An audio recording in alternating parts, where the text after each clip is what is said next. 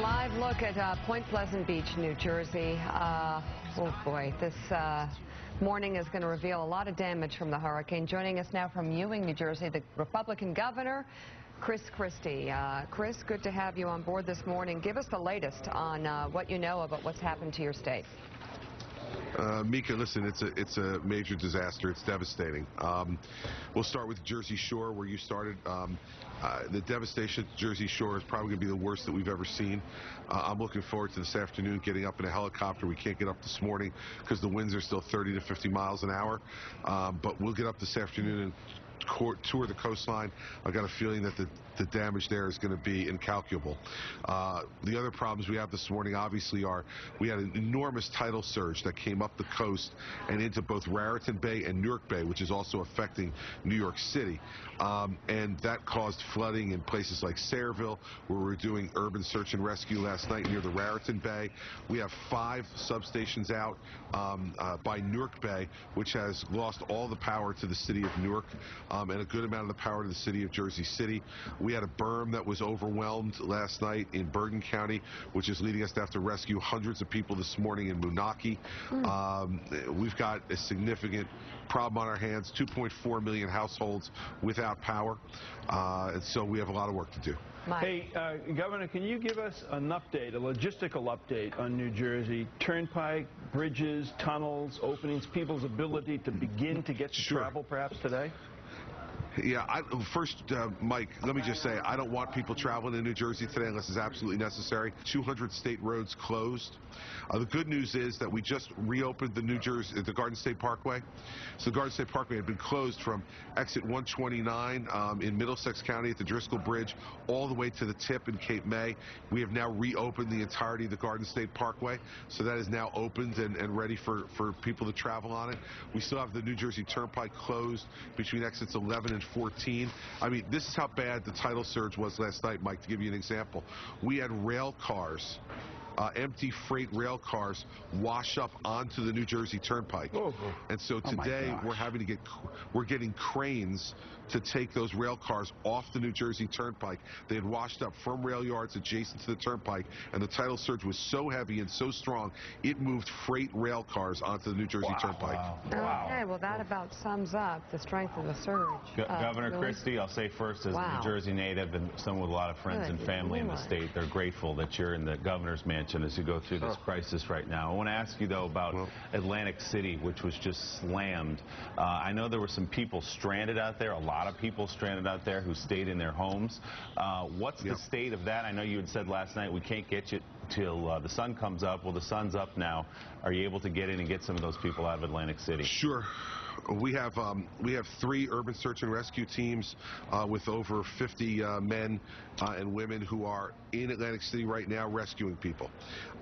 We have urban search and rescue teams in Sayreville as well, and Moonachie rescuing people. So yeah, in Atlantic City, we are rescuing those folks now. We started that operation at about 5:30 this morning down in Atlantic City, and it's ongoing as we speak, and we've been able to rescue some folks out of there. So far, the loss of life has been minimal, thank God, but we have lost 3 folks, 2 in my hometown, actually, 2 parents who a tree hit their pickup truck, fell and hit their pickup truck.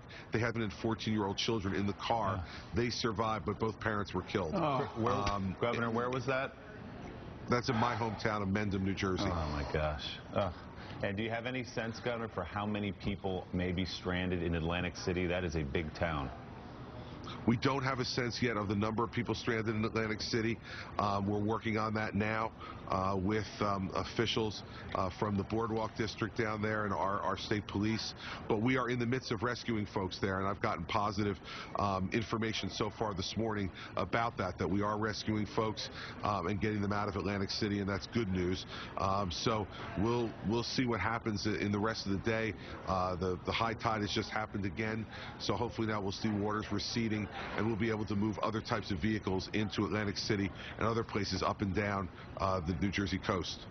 Governor, it's Mark Halpern here. If people around the country want to help people from your state, what can they do?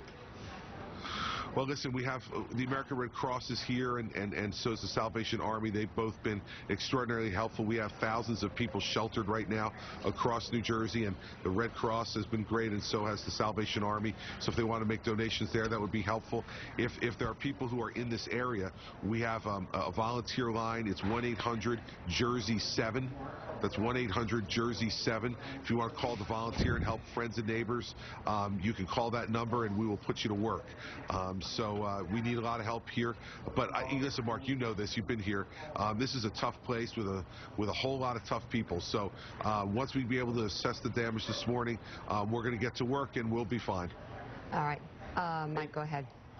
Governor, there is no ideology in a storm like this. Tell us about your conversations with the president yesterday. The president's been great, Mike, I have to tell you. And I'm sorry, Joe, I was calling you Mike. It was kind of hard to hear through here. But, you know, I spoke to him 3 times yesterday. He called me for the last time at midnight last night. I asked me what I needed, and I said if you could expedite the major disaster declaration without all the normal FEMA mumbo-jumbo. He got right on it. I got a call from FEMA at 2 a.m. For me to answer a couple of questions. And then this morning, I understand he signed the major disaster declaration for New Jersey. The president has been all over this, and he deserves great credit. I've been on the phone with him, like I said, yesterday personally 3 times. He gave me his number at the White House, told me to call him if I needed anything, and he absolutely means it. It's been that's great. It's been very good. It's been very good working with the president, and he and his administration have been coordinating with us great. It's been wonderful. So, Governor, you have all the first responders you need, enough people on the ground? Yeah, I think we do. I think we do, Joe. We've got a number of folks. Not only Governor Daniels from Indiana yesterday sent us 25 ambulances fully staffed to help us, and they drove all day and got here in order to help us move patients from hospitals that needed to be evacuated in a safe manner. So the cooperation from around the country has been great. Governor Walker has offered up resources that we've been able to use. I mentioned Governor Daniels. So folks have been really, really good around the country. So we do have, at least at the moment, the resources I think we need. The biggest problem, Joe, for us is going to be we're clearing roads, but it's going to be getting power back. I mean, you have 2.4 million households in New Jersey without power. Compare that, that's a million more than we had in Irene. Wow. So it is a completely devastating storm from that perspective. And I think what we're going to find, unfortunately, when we get to the Jersey Shore today, is just total devastation. Yeah. And that's the real concern, because not only is it people's homes and private property, but also you have the tourism industry in New Jersey, which is one of our biggest industries. We're hard to make sure we're ready for next summer at the Jersey Shore. All right, Governor Christie, our prayers are with the state of New Jersey this morning. Thank you very much. Thank you, Governor. Good luck. Mika, Joe, Mike, Willie, thank all of you guys. Appreciate it. Coming up in just a few minutes, New York Times columnist David Brooks.